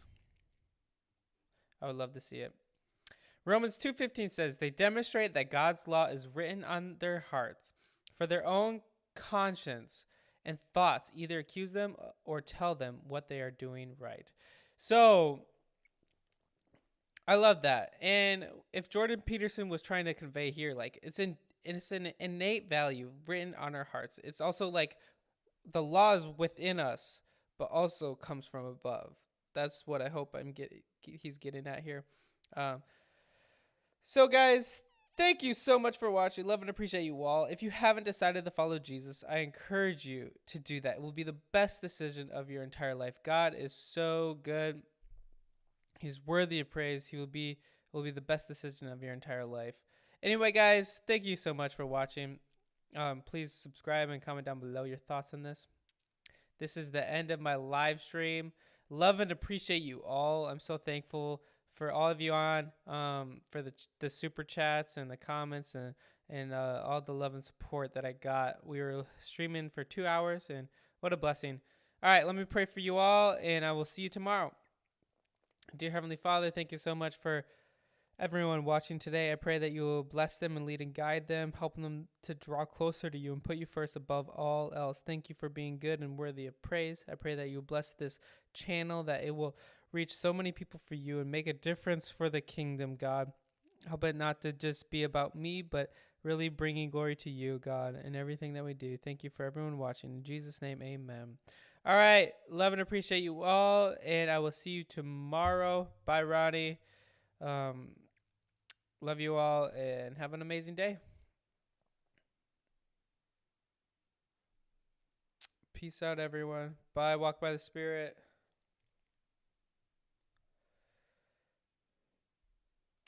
Oh, bye, Tactical Viking.